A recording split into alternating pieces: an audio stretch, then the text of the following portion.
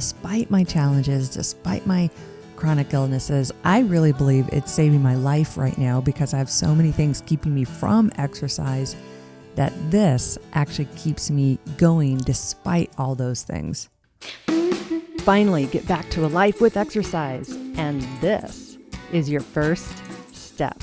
We're going to start getting you moving. I'm Lynn Lindberg, your bad couch guru. Hello and welcome. You're back here for another episode with the Bad Couch Guru, trying to figure out how you are going to conquer your inner couch potato. But what you really don't know is I'm actually working on conquering my own inner couch potato because it is a lifelong process. So if you're here looking for the forever one all be all, I'm going to be an active person for the rest of my life and it'll be easy peasy lemon squeezy. It doesn't exist, but we can definitely make it better and we can make it easier and with a lot more smiles. So thank you again for coming back. This is episode number 28 of the Couch to Active podcast. The podcasts are easy to find on Couch to Active. All you have to do is go to couch2active.com / and the number. So today would be couch2active.com / 2828. And that'll get you right to the blog post with any of the show notes, any of the resources or handouts that we talk about for any of these episodes. This did not exist a few episodes ago. We went backwards and got this all set up for everyone. So you can go all the way back from episode 1 to infinity and beyond. Hopefully someday that's where we'll be. So, okay, infinity and beyond. Thank you all. Last week, I did a unique episode. Well, I have to say unique to me, where I made it all about me. And usually I don't do that. It's not my place of comfort. I like to make things all about you. And I shared in detail about my 3 chronic illnesses that I'm dealing with. And I just have to say, thank you for the kind response. Thank you for meeting me with compassion. It's a weird thing that when I started Couch to Active, that's when these chronic illnesses really started kicking my butt. And I needed to look at this even on a deeper level in one more way. And at first, my brain was telling me, No, Lynn, you're the bad couch guru. You should be in ultra marathon shape and have a perfect bikini body and be able to get up on stage and win the competitions. And honestly, it kind of freaked me out. It kind of bothered me that I was having these health issues and talking about active lifestyles. And now that I'm a couple years into it, I had this aha. I realized, oh my gosh, rather than going backwards, I would say I've gained an even greater level of appreciation for getting out and being active when it's hard, when your body screams at you, for getting out and being active when it's hard. I mean, I have days, no joke, where I will sleep 18 hours in a day. Then the 6 hours I am awake, I'm tired, I'm groggy, and the idea of doing something active is even more hard than ever. And in that, I've learned I've got to do what I can do my very best to do the minimum exercise requirements. And then sometimes there are just days when sleep is what happens. And so my work becomes showing compassion for myself. It's brought a tremendous amount of depth for me in this topic. And when I looked at the research in more detail, I realized, oh my gosh, 7 out of 10 according to the Centers of Disease Control, 7 out of 10 adults age 40 or above, 7 out of 10 of us have a chronic illness. Holy moly, Lordy, no wonder why we're all struggling with this, because all of these exercise programs out there designed to fix you are ignoring 70% of us. What do we do with that? So this is a long roundabout way of saying that my own health issues forced me to really look at this topic of chronic illnesses, forced me to dissect it more and realize that so much of the fitness industry is completely missing the ball. I mean, I always knew it was, but I never quite grasped it till I realized the vast majority of us have chronic illnesses we're dealing with.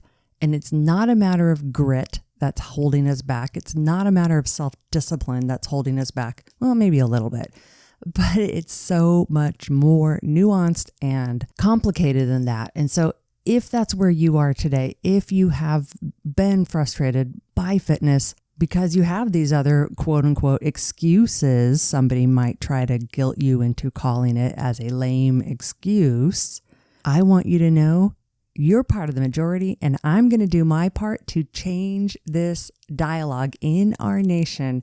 So when we talk about exercise, we're talking about where we really are today so we can make that next step to a brighter horizon for where we can be tomorrow, because we have a picture of what is really going on in reality in our lives. I'm going to do my best to help all of us out with that.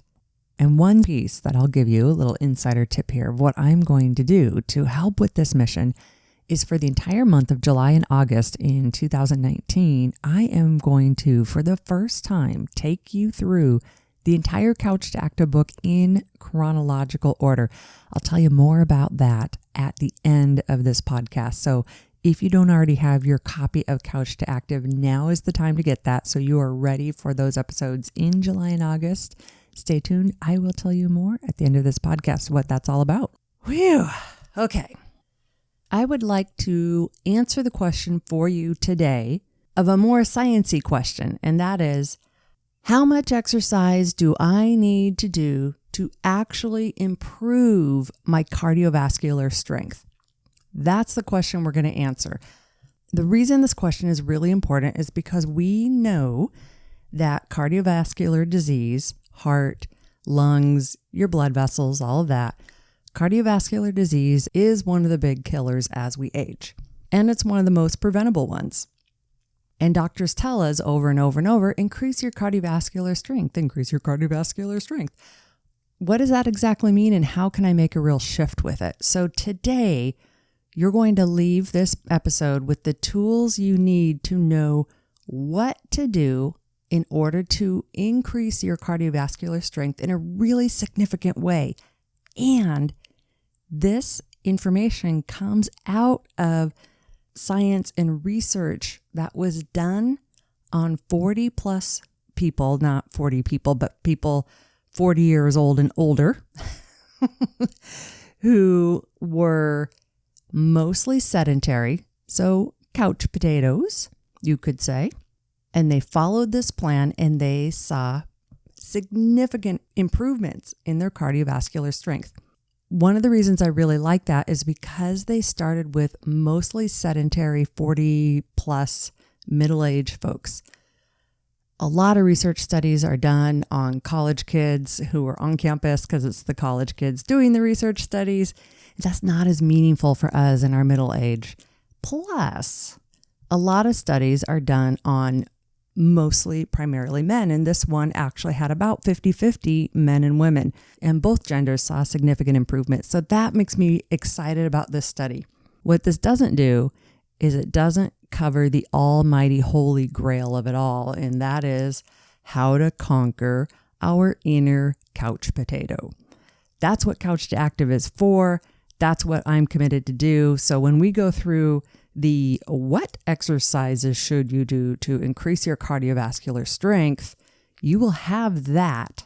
And then stick with Couch to Active, stick with me, keep working with me, and I will constantly keep working on helping you conquer that inner couch potato so you can actually do these exercises, so you can actually see these improvements.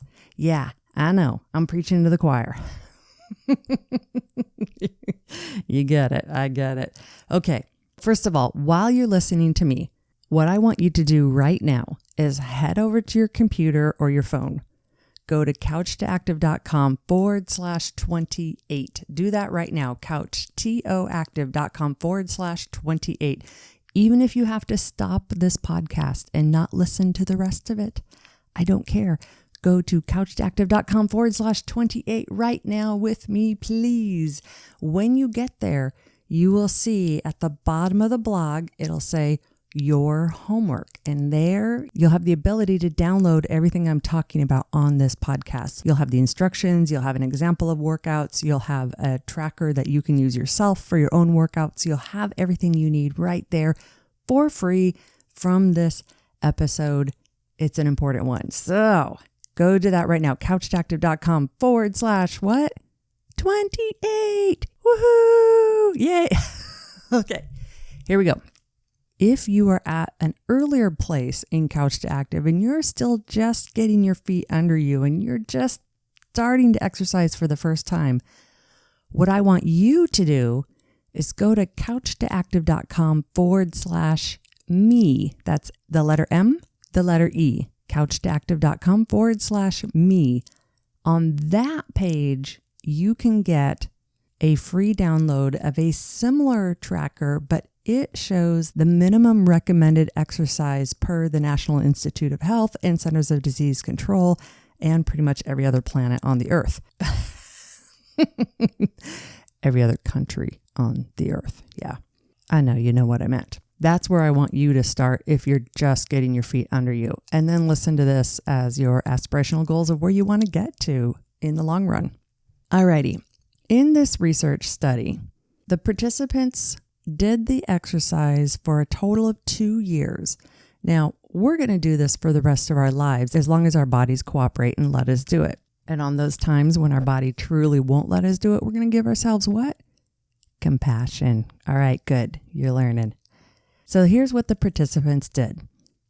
Essentially, they worked out a total of 5 to 6 hours every week. And remember, when we talk about exercise, that's not all time in the gym. Another topic for another episode. But 5 to 6 hours total. 2 times a week, they did interval training. And this worksheet that we have online talks a little more about what it is. But essentially, twice a week, their training was they'd go out and say they'd go for a walk. And then for a couple of minutes, they'd push a little bit harder. And then they would walk. And then they would push a little bit harder for a couple more minutes. And then they'd walk for a few minutes. Basically, there's a million different ways you can slice and dice and define what an interval training is. And different personal trainers will try to tell you, you know, is it really interval training, or is it HIIT training, or is it truly HIIT training, or is it this theory or that theory? Don't worry about it. Don't listen to it, because part of what this research study showed was that you didn't have to worry about it being exactly right per the book. Basically, twice a week, you're going out, and every few minutes you work a little bit harder for a few minutes, and then you work not as hard, up and down and up and down. That's your workout 2 times a week. Then we already know this. It carries over from the minimum requirements, and that is weight-bearing exercise 2 times a week. So you're hitting all your major muscle groups. And we already know this doesn't have to be weights in the gym. It can be yoga. It can be moving boxes. It can be yard work, anything where you're putting a load on your muscles and on your skeleton system. I do most of my weight-bearing exercise watching Netflix. All right. So we've got twice a week intervals, twice a week weight-bearing. Then, this is people's favorite part. Twice a week, you only do 30 minutes of easy. And that's any kind of easy cardio. So if you like to swim, take it easy in the pool. If you like to walk, take it easy walking. Whatever it is that you normally do. But I don't normally do anything, Lynn. Well, okay. Well, if you don't normally do anything, go to couchtoactive.com/me. Start with that one first. But basically 2 days a week, you're going to feel like you're really not exercising that much. You're just taking it light and easy. And here's the interesting thing. For all 6 of those days of exercise, you can break it up throughout the day. It really does work, and it really is okay. You don't have to have it dedicated all in that one time. Except, here's the mother lode. 1 day a week, you do more than 1 hour of moderate exercise. So that means you're going to get in the pool and you're going to swim for a full hour before you get out of that pool. Just keep swimming, swimming, swimming. Just keep swimming. You're going to walk for an hour. You're going to hike for an hour. Now remember, all of this together adds up to a total of 5 to 6 hours for the week. And how you slice and dice it is really up to you. The important part is 1 day a week you need to do it for more than an hour straight. And that's it. The folks who followed this routine over 2 years, first of all, most of them took, this is really important, really, really important. So listen to this carefully. Most of them were mostly sedentary, and it took them 4 to 6 months to get up to this level of physical exercise. So when you download this tracker and you start it, know that you need to give yourself 4 to 6 months to get up to that level of exercise. And if you have special physical concerns going on, it's going to take you longer than that. And that is okay, because all we can do is what we can do in reality right now. And then we have compassion for ourselves. So 4 to 6 months to get yourself up there. Then another 1.5 years you stay at it. And essentially what's going to happen is you're going to take yourself from getting winded going up a flight of stairs to being able to go up multiple flights of stairs without even noticing. It's a really wonderful, awesome thing. You're going to see, possibly with all kinds of caveats, everyone's different. Very likely you'll see your blood work get better with your doctor. Very likely you'll see a lot of things get better. Now, if this is a big shift from what you normally do, I have to say, be your own advocate. Go to the doctor. Make sure you're not doing too much too soon. Do not hurt yourself. Injury-free. I know you can say this with me by now, can't you? Injury-free is your fastest path to success. So there it is, my friend. Your success starts right here, right now, today. What I want you to do is head over to, what is it? couchtoactive.com/28. Download and print. Old school. Yes, I love old school pen and paper printing. I know I'm not alone out there. Print it. The instructions are there. The trackers are there. Give yourself a go at it. If you feel like it's too much, go back to couchtoactive.com/me. That's M-E. Start there first and then work your way up to it. And then stick with me, and I will be here to help you continue to conquer your inner couch potato so you can get it done. Yeah. Thank you for listening to the Couch to Active podcast, where we all know that exercise should not be dreadful, but getting off the couch is what? The hardest exercise of all. I promised you at the end of this episode, I would tell you what is happening in July and August on this podcast. I made the strategic decision that we need to get the message of Couch to Active out to more and more people and make it even more accessible than ever. And so in July and August, that's exactly what we're going to do. We are going to go through the Couch to Active book in chronological order, as if I was your book club host, talking you through the book. The book, Couch to Active, if you look at the table of contents, it is divided into 8 weeks. So it's designed to go through as if it was an 8-week program. And that's exactly what we're going to do on the Couch to Active podcast in July and August. We will go through in order so you can follow through it very easily.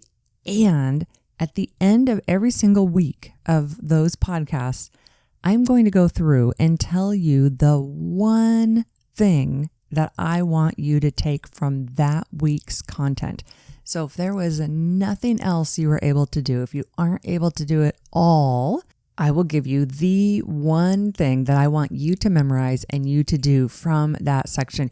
You don't want to miss this. It's going to truly up-level what you've been doing with Couch to Active. It's going to inspire you to join a Cactive club or do some coaching with me one-on-one. And It's also going to help you get more skilled up in what Couch to Active is all about, how it actually helps you conquer your inner couch potato, and how it actually helps you smile more.